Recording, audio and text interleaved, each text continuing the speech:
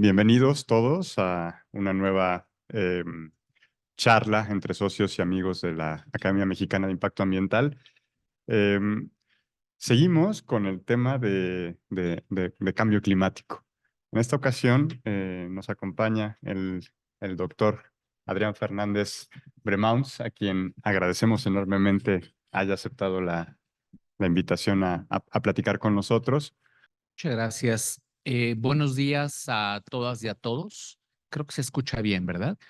Quiero en primer lugar agradecer la amable invitación que me hicieron para venir a charlar con ustedes. Un tema importantísimo, este tema que han propuesto de las implicaciones para la nueva administración que iniciará más adelante este año en México, las implicaciones de la última COP, yo diría en general, de la agenda de cambio climático.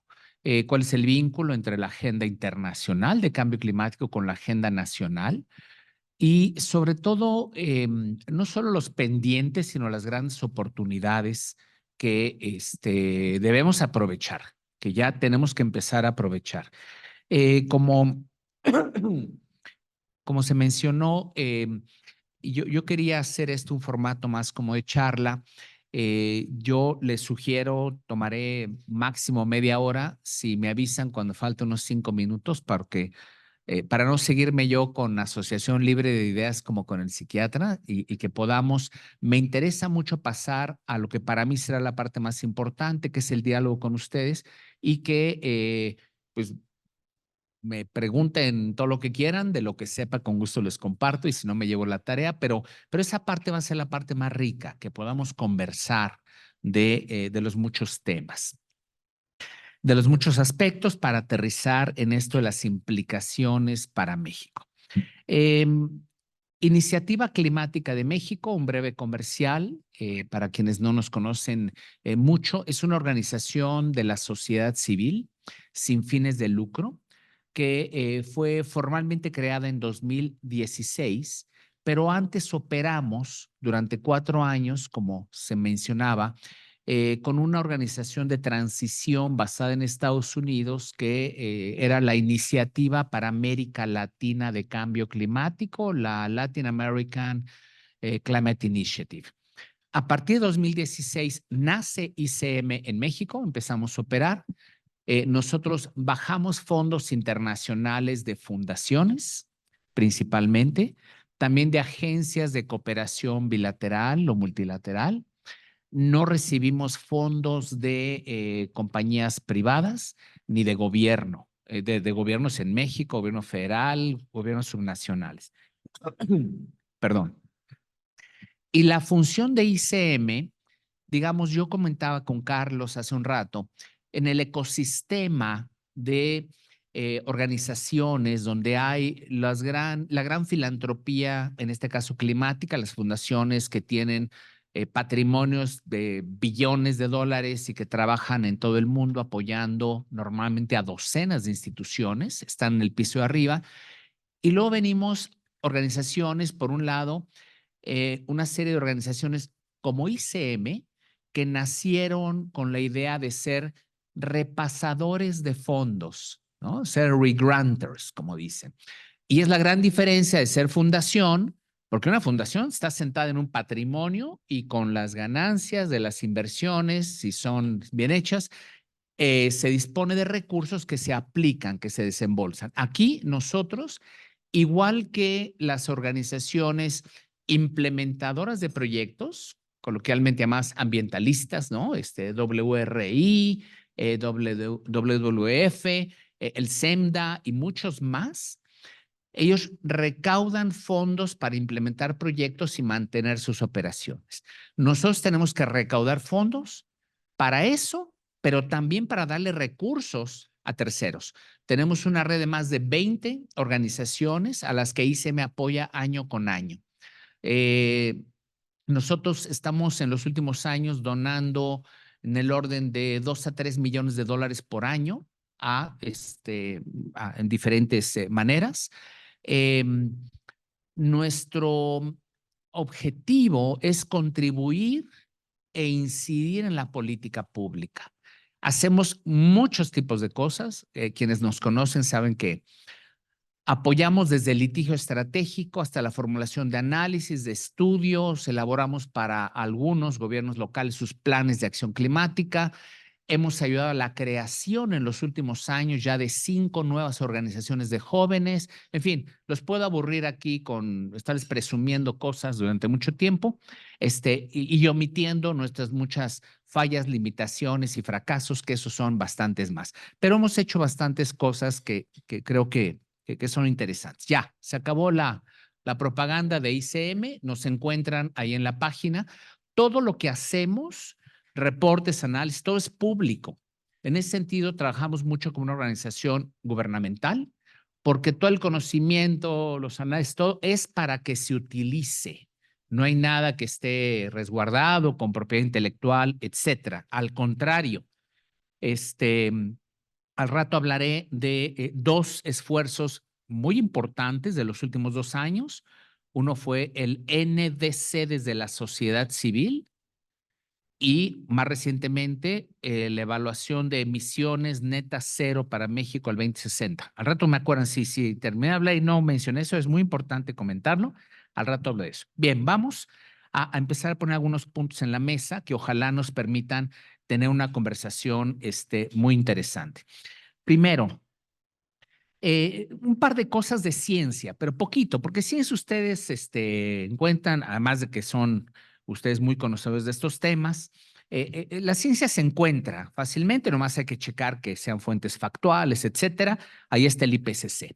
Pero en la parte científica solo quiero reflexionar en un par de cosas.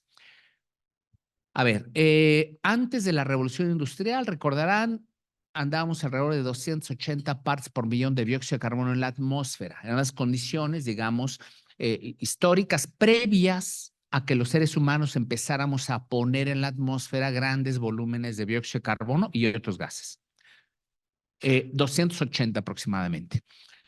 Esta semana andábamos en 425 más o menos, 50% más. Hace un año, en estas fechas, 421, ahora 425, le estamos subiendo entre 3 y 4 partes por millón por año las concentraciones. Y ustedes lo han venido siguiendo, basta con que 5 minutos prendan las noticias cualquier día y verán que año con año se vienen rompiendo récords de todo, de temperaturas extremas, en todas las partes del planeta. Y una de las grandes conclusiones del 6º y último reporte del IPCC nos dice que hay evidencia científica contundente que en todos los rincones del mundo haya impactos medibles, demostrables del cambio climático. Bueno. Ahora bien, ustedes saben que los científicos, si bien hay incertidumbres con respecto a los detalles, es imposible predecir con una precisión muy alta lo que va a pasar año con año y cada uno de los impactos. Lo que no hay ninguna duda es que está perfectamente documentado la dirección de los cambios, la evidencia de las muchas manifestaciones que se están dando ya del cambio climático. Esto es un hecho. No es menor el siguiente asunto.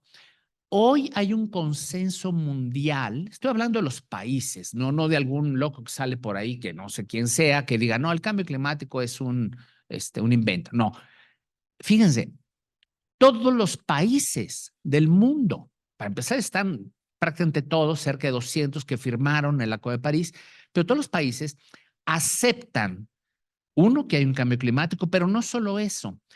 París se firmó en el 2015 y el espíritu de París, que no hace tanto tiempo, el espíritu de París dice, el objetivo es tratar que el incremento en la temperatura promedio del planeta no pase de 2 grados centígrados, idealmente no más de 1.5. Lo decía ahí, lo dice el acuerdo. Y luego, en 2018, ya para ir cerrando esta capsulita de ciencia, en 2018 se publica un reporte fundamental. El IPCC, como ustedes saben, produce reportes periódicos. Si yo mencioné hace un rato, ya llevan 6 reportes periódicos, muy comprensivos, se revisa mitigación, adaptación, tecnología, todo se revisa. pero también se le encarga en ocasiones al IPCC, al panel intergubernamental de cambio climático, se le encargan a unos reportes especiales. Y en 2018, esto es importantísimo, en 2018 se le encomendó al IPCC contestarnos la pregunta en aquel remoto 2018. Remoto porque cada año, cada mes que pasa y que perdemos, se nos está yendo el tren más lejos. En el 2018 se le pidió que contestaran la pregunta: ¿todavía podemos, en base a las leyes de la física y de la química, de la ciencia, pues, no de los inventos, de la ciencia, todavía podemos contener el calentamiento a que no pase de 1.5 grados? La respuesta, pues, fue positiva en aquel entonces, es decir, sí se puede. Bueno, la segunda pregunta obvia es, ¿qué tenemos que hacer?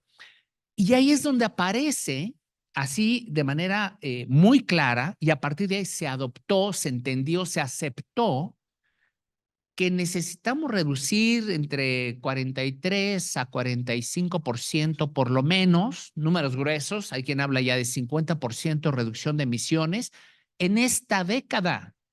Para el 2030 llegar a la mitad de emisiones de lo que había históricamente en los últimos 20 años, digamos. Creo que es comparado con un año base 2010, si no me equivoco. Eso lo puedo checar.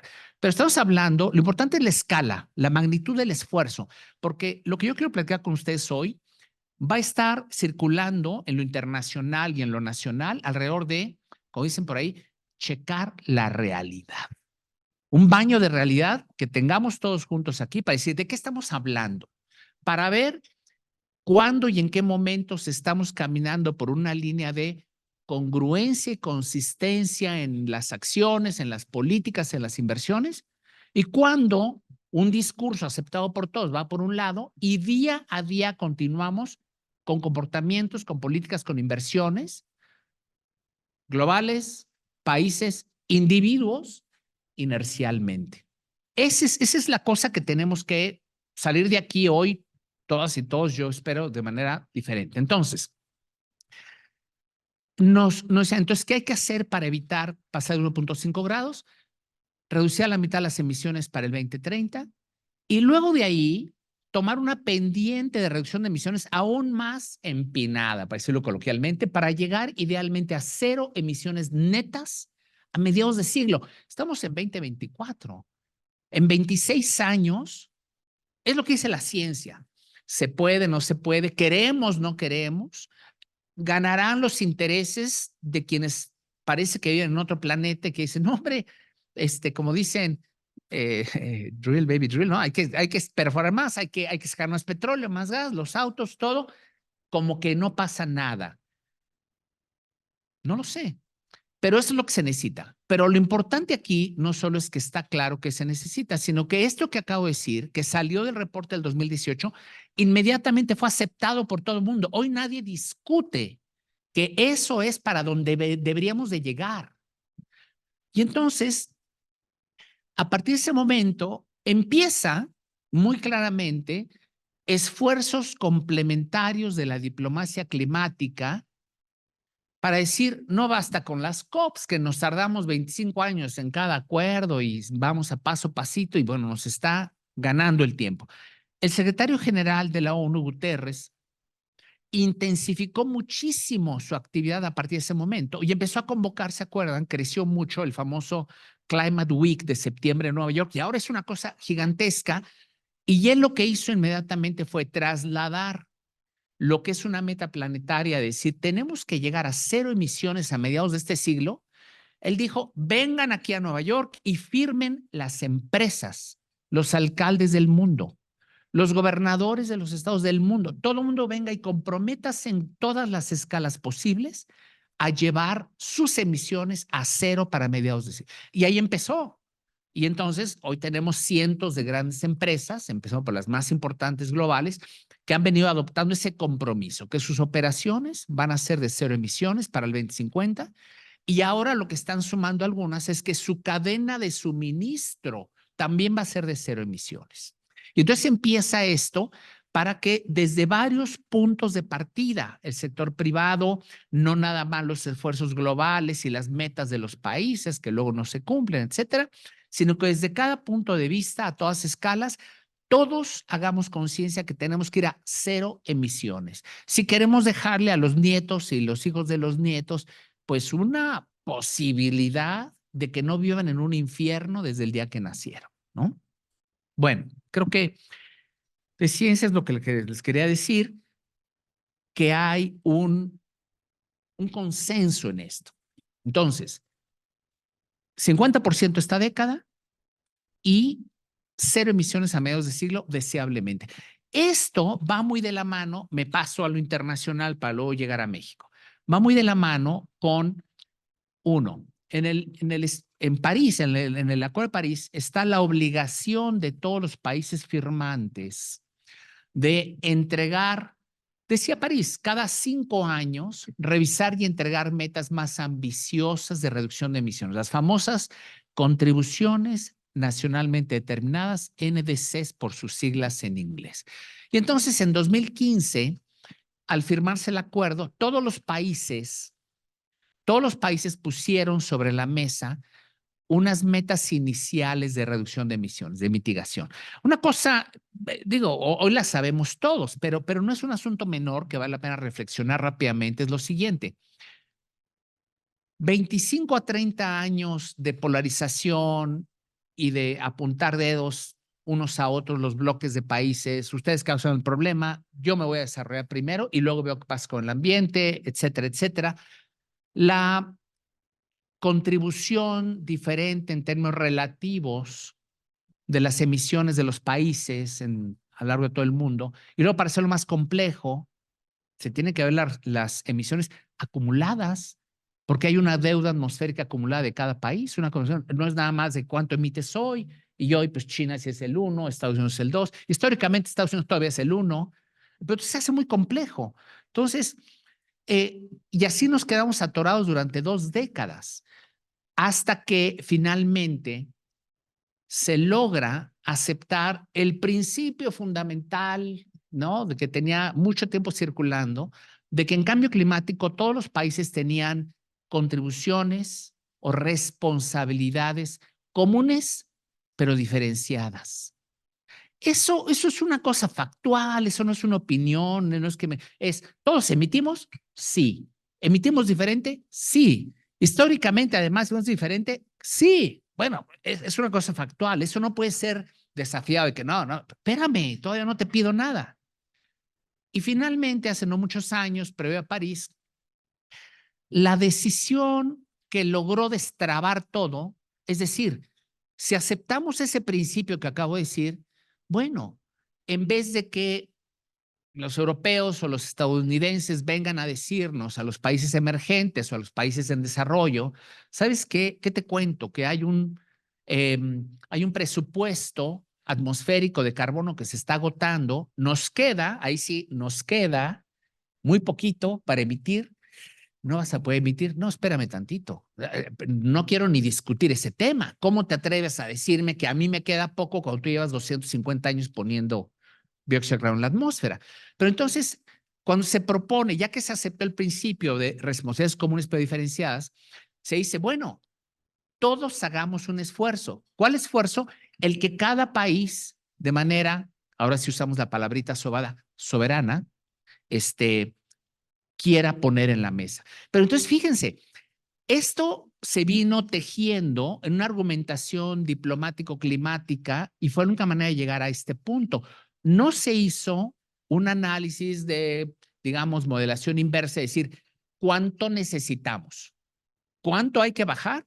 No se habló en ese momento, ¿saben qué? Entre todos hay que bajar 50% esta década. No, eran otros tiempos en aquel lejano 2015. Lo que era importantísimo es que todos se sumaran con lo que pudieran y quisieran y de buena fe poner en la mesa su mejor esfuerzo. No se acababan de enfriar sobre la mesa las propuestas de los países cuando ya se hizo el primer reporte, que ahora es un reporte clásico anual de Naciones Unidas, el Emissions Gap Report. El reporte que evalúa la brecha de emisiones. Y siempre se publica unos pocos días, así como la bomba, unos pocos días antes de una COP. ¿Y qué es lo que hace el reporte? Como su nombre sugiere, evalúa cuáles son las propuestas de todos los países de reducción de emisiones al 2030, sus NDCs. Hizo la evaluación en 2016 de las primeras metas de 2015 y lo compara contra la ciencia y dice, el gran supuesto es, supongamos que todos los países cumplen fielmente y oportunamente para el 2030 llegamos y todos, aplauso, estrellita, todos cumplieron lo que prometieron puntualmente. Con ese escenario, con ese gran supuesto, dices, ¿y ahora para qué alcanzó? Bueno, resulta que aún hoy en día, luego de varios años, de varias iteraciones y de varios muy importantes avances en términos absolutos, aunque falta mucho por hacer, de metas, nuevas metas. Se me falla la memoria, pero el último Gap Report dice que estamos quizá todavía para contener el calentamiento a no más de 1.5 grados. Debemos de andar entre 15, 20 gigatoneladas de CO2. México, si no controla emisiones, iba apuntando, estamos en 700, vamos hacia 1000. 20 a 25 Méxicos completos es el último gap de lo que nos faltaría si nos quedamos con las metas actuales, las últimas, para detener a 1.5. Y también se estima año con año, ok, si cumplimos todos al pie de la letra para el 2030, 2030 es el primer periodo de compromisos, después habrá que haber más y más y más, ahí no acaba la historia, es nada más una primera parada en el camino muy dura. Entonces ahí también lo que se estima es, a ver, cuando se firmó París, las metas iniciales nos iban llevando como a 3.5 grados. Digo, seguramente la memoria me falla, pero en ese orden de magnitud. Íbamos, si cumplíamos muy bien todas las metas, el 2030, las iniciales, no es para 3.5, no sé cuántos grados. Ahorita, como han ido mejorando las metas, si seguimos aplicando ese gran supuesto que todos cumplimos fielmente para el 2030, pues andamos, no sé si en 2.3, 2.4, tengo pésima memoria, pero estas son cosas factuales que existen y lo importante es, ha ido bajando, ha ido mejorando las metas y si aplicamos ese supuesto que se cumplen, ha ido bajando hacia dónde apuntamos. Pero si con solamente 1.2 grados, solamente entre comillas, no nos la acabamos. 1.2, ni siquiera es el 1.5 que los científicos decían. 1.5, nunca se dijo que fuera seguro. Se dijo, hasta 1.5 probablemente podamos manejar los impactos. Esto es alcanzar a pagar después de un mes un incendio. Es realmente gravísimo. Imagínense hacia dónde vamos ahora. Bueno, entonces, ya voy a ir a México. Pero es muy importante el que vayamos aterrizando las cosas. En el momento en que se adopta y se acepta que se trata de 50% esta década y cero emisiones 2050, ahí viene la geopolítica a marcar durísimo, pero viene también la alta vulnerabilidad, no climática, política en la que vivimos en el planeta.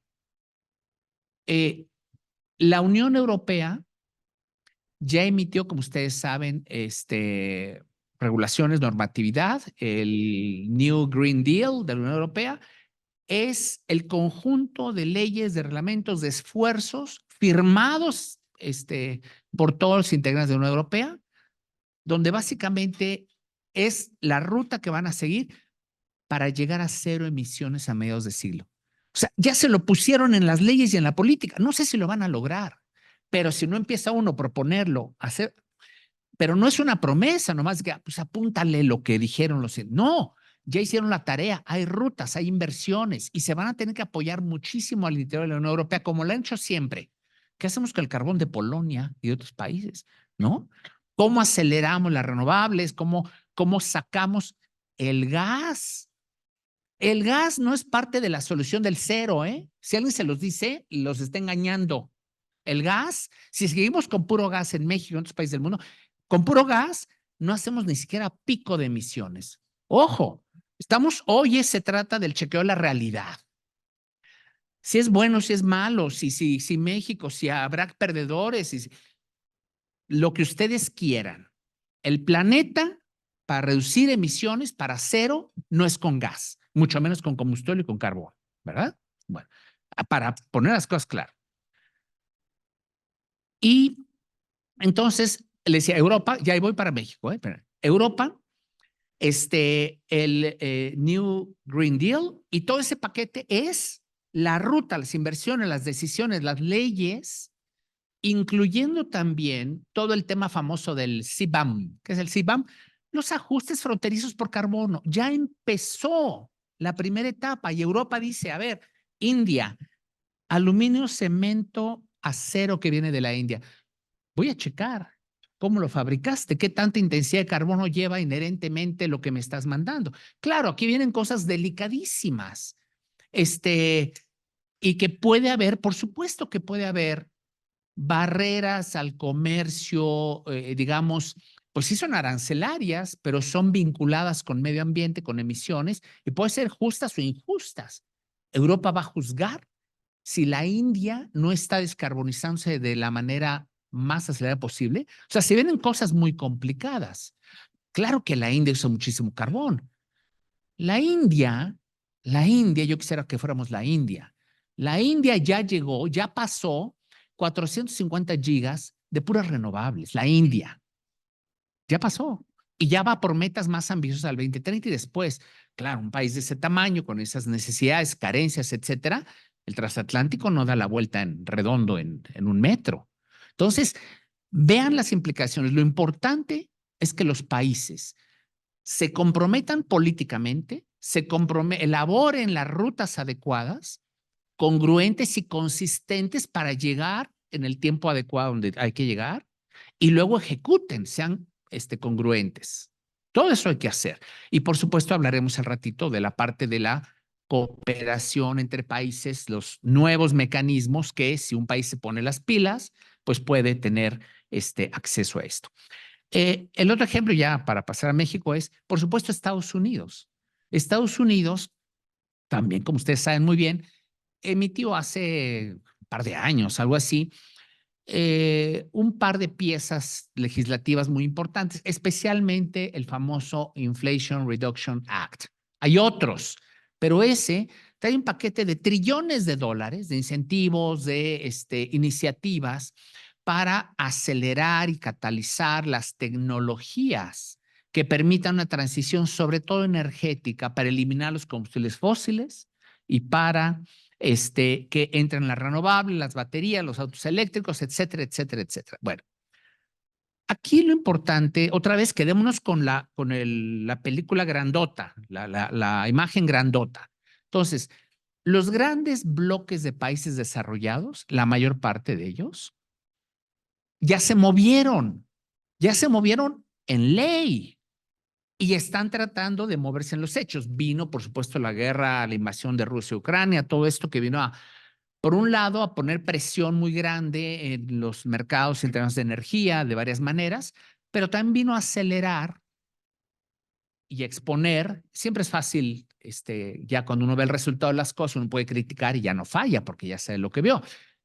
Entre otras cosas, las grandes fallas de los alemanes, de la apuesta al gas ruso durante, digo, ellos iban a transformar su economía, sus fuentes de energía, pero dijeron, pues aquí tengo gas barato y bueno, eso los agarró fuera de la base y ahora tuvieron momentáneamente que usar más carbón y hacer otras cosas, pero ahora están acelerando aún más que nunca las renovables, las baterías, el hidrógeno, todo.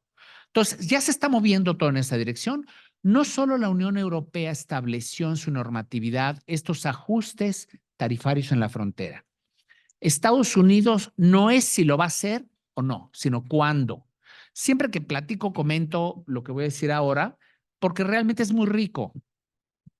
En el primer periodo de Obama, Obama sabía que no iba a pasar porque no tenía los votos en ninguna de las dos cámaras, pero intentó una ley de cambio climático, porque era prepararse para aquella reunión de Copenhague que fracasó rotundamente el 2009, etcétera, y entonces había que ir avanzando con legislación en Estados Unidos, pues para empezar a descarbonizar su país. Y entonces se discutió la ley Waxman-Markey. Y véanla, ahí está. Nunca pasó, por supuesto, pero una enciclopedia impresionante, detalladísima y tenía, entre otros muchos aspectos, un desarrollo profundo, detallado, muy robusto de los ajustes fronterizos por contenido de carbono. Estados Unidos, en la medida que se va moviendo más y más domésticamente y que está haciendo esfuerzos, inversiones para acelerar todo, no va a permitir, en su visión y con su punto de vista, no va a permitir competencia desleal y que le estén mandando productos y cosas que conllevan demasiado carbono. Entonces, todo esto viene, todo esto no es si va a pasar o no, ya está. Y esto va de la mano, no me voy a meter, pero ustedes conocen bien el tema de relocalización, nearshoring, etcétera. Bueno, no va a ser las empresas grandes, nuevas, que vengan a hacer vehículos eléctricos y otras cosas, no va a ser con gas, mucho menos con carbón y con combustóleo, que van a alimentar sus procesos para exportar allá. Todas estas cosas grandes son hechos que deberíamos de tomar en cuenta para entonces tener políticas nacionales congruentes, ¿no? Bueno, vamos a México, porque si no me sigo echando rollos medio mundiales. Bueno, México. México, como cualquier otro país firmante del Acuerdo de París, tenía la obligación, tiene la obligación, bueno, de entregar sus, ya lo dije, sus contribuciones nacionalmente determinadas. Cuando firmó París, se entregó, ustedes conocen, esto es conocidísimo, hay una famosa tablita ahí que conjunto dice 22%, Semarnat, en fin. Bueno, México se comprometió a reducir sus emisiones en un 22% al llegar al 2030 con respecto a la trayectoria inercial, business as usual.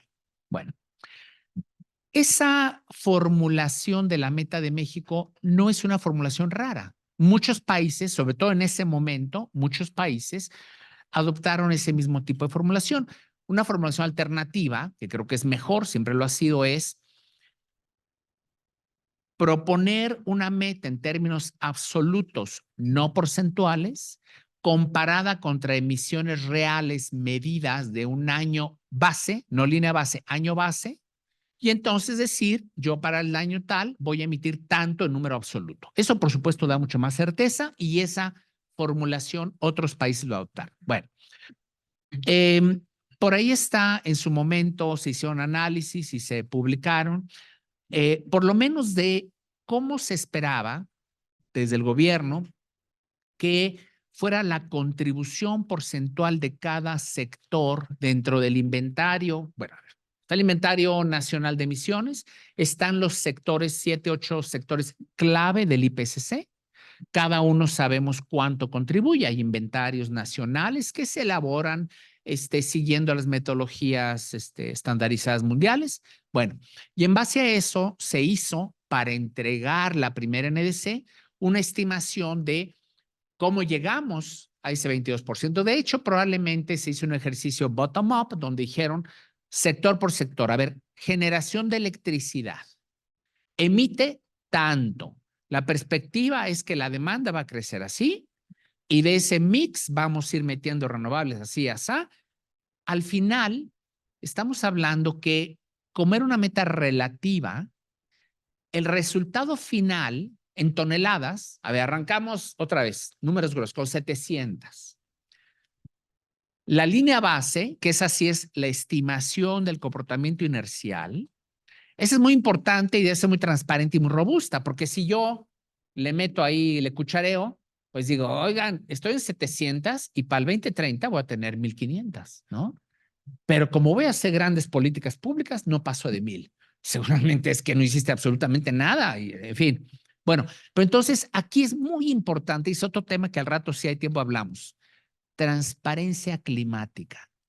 Existen, uno, las metodologías internacionales aceptadas, estandarizadas, que todos tienen que usar. Pero más importante, tenemos desde que se firmó París una serie de reportes y de mecanismos no oficiales, pero muy robustos de reporte y de transparencia. Hay una serie de reportes espectaculares, desde el que les dije, el Emissions Gap Report, está el Brown to Green, está el Climate Action Tracker, está en fin, al que quiera le paso esto y les digo dónde. ¿Qué es lo importante? Que think tanks internacionales muy serios, con todo rigor y objetividad, elaboran año con año el análisis, la evaluación de cómo va avanzando cada país.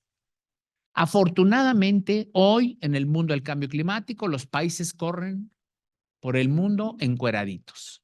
Ya nadie puede ir a mentir, a simular, a engañar, porque todo el mundo sabe lo que realmente pasa en los países.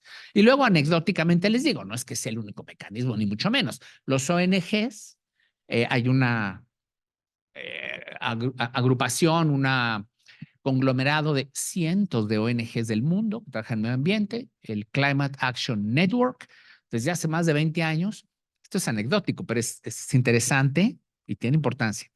Hace más de 20 años que otorgan premios, el fósil del día, ¿no? Entonces, a media COP, están las 2 semanas de la COP, ya sabe uno que a lo del almuerzo más o menos, en los pasillos hay mucha actividad, y ya uno sigue ahí, ahora, ¿qué horas va a ser en dónde el fósil del día? Ya medio paseo, hace una pantomima y todo así. Es así chusco, pero lleva en el fondo que dicen, el fósil del día hoy se lo vamos a Canadá, porque acaba de triplicar las inversiones en arenas bituminosas y estos son tantas, y ya, ¿no? Y luego, y el segundo lugar del día de hoy se lo damos a Australia, que ya está vendiendo más carbón que todos los demás juntos, ¿no? Y así es. Bueno, México hace un par de días, y es anecdótico, pero para que vean, hace un par de años, le dieron el fósil del día, porque el mundo sabe que aquí se apoyaba el carbón, el combustóleo, y que el único que quería construir CFE en esta administración, ahí está, no lo estoy inventando, es más plantas de gas, punto.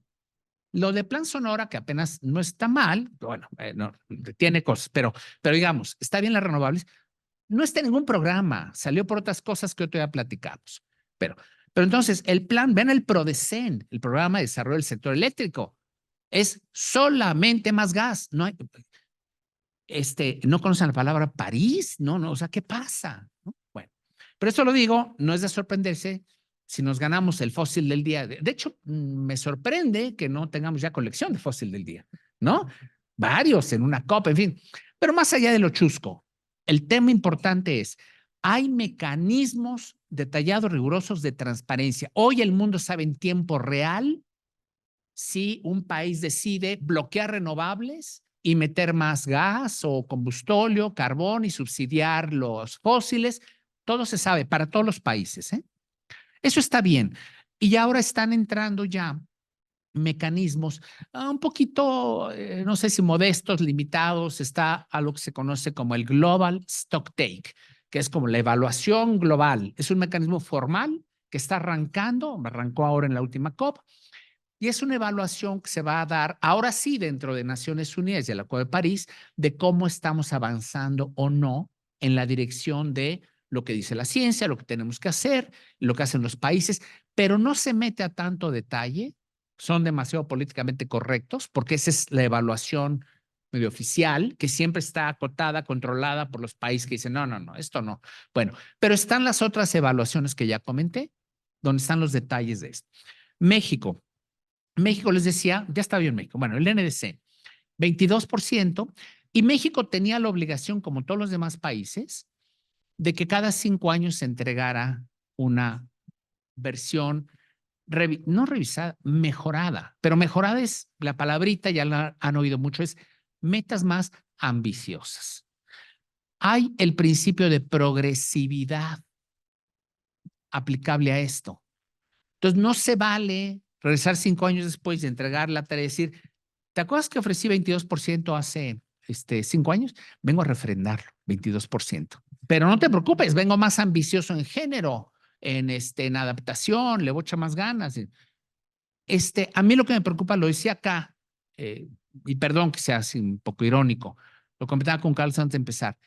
A mí, como orgullosísimo exfuncionario público, me preocupa que el que ocurra eso, que en una COP un país haga eso, quiere decir que no había una sola persona con acceso a la toma de decisiones en ningún ministerio, ni Cancillería, ni Semana, ni ningún lado que le pudiera decir, espérenme tantito, está mal.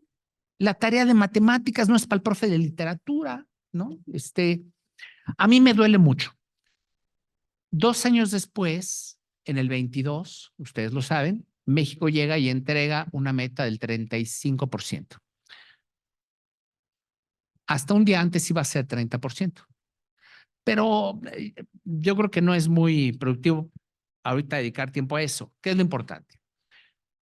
México ya cumplió, tarde, pero cumplió con entregar metas más ambiciosas. Ya toca otra vez en el 25, entregar metas más ambiciosas. Y el mundo se está preguntando con seriedad, es decir, pues sí está el que hay que entregar más y más y más. Y muchos países, no nos debe consolar, muchos países están con muchos problemas para avanzar en el cumplimiento de sus metas con un ritmo que les permita cumplir. O sea, no va pintando bien. Aquí hay una variable importantísima que es parte de este chequeo de la realidad. En mi opinión, la variable limitante más importante en toda la cuestión climática, el problema climático y su combate, es el tiempo. No tenemos tiempo. Yo decía, hoy existen en el mundo tecnologías que si tuviéramos el resto del siglo para decir, hay que llegar a 0 emisiones para antes que acabe el siglo, diría, pues, papita, está fácil, ¿no? Está fácil hacerlo. No es así. Hace menos de 10 años, la ciencia y todos decíamos, basta con que China y la India bajen 80%, y claro, Europa, Estados Unidos, bajen 80% sus emisiones en la segunda mitad del siglo y vamos a estar probablemente bien. Ya, hoy la realidad es otra. Y entonces hoy todos los días los países tienen que preguntarse, ¿estamos o no tomando decisiones e inversiones que se hace un locked in, ¿no? Un amarre, invertir ahí y atrapar 20 mil millones de dólares en una refinería que va a refinar a todo lo que da 15 años y si nos va bien? Es tan importante a partir de ahora. Cada inversión no puede invertirse ya un peso en nada que no le convenga a México. Fíjense el criterio, ¿eh? Ni siquiera me pongo aquí al planeta por delante. No. Lo que el mundo está esperando de México, y ya me voy a ir metiendo a la última parte, al ejemplo de lo que son los acuerdos para la transición energética justa. Lo que el mundo espera de un país como México, un país emergente como México, es que tuviera, es muy elemental, buenas políticas públicas racionales en energía y en las demás áreas fundamentales. No es mucho pedir porque políticas públicas buenas y racionales son las que optimizan los beneficios para el país, empezando por los sociales, los económicos y de pilón vamos a tener beneficios ambientales y climáticos. Hoy no lo estamos haciendo en varios temas. Lo digo categóricamente, no lo estamos haciendo. El mundo se pregunta, ¿por qué México, que tiene 4 veces más sol que Alemania, 5 veces más viento que no sé quién, todo eso, no está corriendo? Digo, no son competencias. ¿Por qué no está rebasando todos por la derecha? Diciendo, ¡ay, les voy! Vamos por aquí y lo otro, a tener una ruta en donde identifique todo lo que puede hacer México con sus recursos y poner con claridad en la mesa las cosas para las cuales México va a necesitar y le van a tener que dar recursos concesionales para acelerar aún más el paso. ¿Por qué? Porque acuérdense que todos tenemos que ir a cero, lo más cercano a 2050. Pero esa cuenta, esto es muy importante, esa cuenta, ese costo y esas inversiones para que países como México lleguen a cero lo antes posible, esa no la paga México completa. Es muy importante para que nadie se confunda. Otra cosa que comentaba yo hace un rato es la cuestión de adaptación y o mitigación. Ya tenemos impactos medibles, gravísimos, sobre todos los sectores productivos y todo tipo de infraestructura. Entonces, sobre la seguridad alimentaria, sobre la parte de energía, sobre las carreteras, el turismo, sobre todo hay impactos gravísimos del cambio climático. Por tanto, no hay duda, México tiene que acelerar sus esfuerzos por brindarle resiliencia a toda su infraestructura y a todos sus sistemas de producción de alimentos, energética, etcétera, etcétera, porque ya está encima del problema. Entonces, se requiere, por supuesto, un plan muy, muy importante, muy ambicioso, basado en mucho conocimiento que existe, de atención, prevención y, sobre todo, ya lo dije, brindar resiliencia a todos. O sea, ponerle el lente de la adaptación al cambio climático, la reducción de la vulnerabilidad, el incremento de la resiliencia a todo lo que hacemos. Esa es una. Pero México también tiene el imperativo, con toda urgencia, de avanzar rápidamente el área de mitigación. Yo sigo escuchando, lo comentaba hace un rato antes de la charla, me da pena seguir escuchando a tanta gente que dice, no, es que México no tiene que mitigar porque contribuimos con menos del 2% de las emisiones globales. Híjole, perdón que voy a ser muy grosero. Quien lo dice delata que no entiende mucho del problema. Perdón que sea tan grosero. Porque no es que México, si nos vamos a cero emisiones mañana, México soluciona el problema del cambio climático cerrándole ya del 1.5%. No, no es eso. Hay dos cosas que yo mencioné, por lo menos dos cosas. Una, si México tiene oportunidades de reducir emisiones en cosas que le conviene a México social y económicamente, ¿cómo le explicamos al mundo que no queremos hacer eso? Que queremos gastar más en cosas que no sirven, que son más caras, contaminantes, pero son del Estado. ¿Cómo le decimos a los demás? Bueno, yo creo que es cuestión de tiempo que nos empiecen a meter algo durísimo, porque decir, no se vale que aunque el hoyito en el barco del lado donde está sentado sea pequeño, tú digas, no, yo no lo tapo, ¿y qué? No se vale. ¿Cómo le explicamos que estamos actuando en contra de lo que le conviene al país? Yo no lo entiendo. Pero hay otra razón más importante. Olvidémonos, el cambio climático no me importa el medio ambiente. Está ya trazado para dónde es el futuro de los empleos, de las inversiones, de la prosperidad hacia adelante. Y es en un mundo descarbonizado.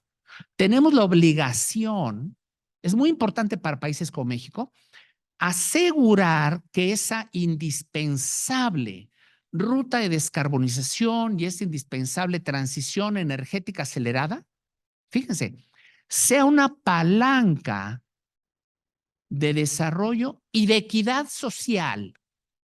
Todo el mundo habla de que transiciones justas y empezamos a sobar el titulito y que no quede nadie atrás y que no sé qué. A ver, México, y por eso hay que entenderle a los temas, México tendría que poner como un criterio obligatorio, en mi opinión, que todas esas nuevas inversiones en todos los sectores, inversiones correctas en la infraestructura correcta, en la descarbonización, conlleven el criterio de que tengan contribuciones medibles a mejorar el bienestar social y económico de los que menos tienen. Y no estoy en campaña de nada.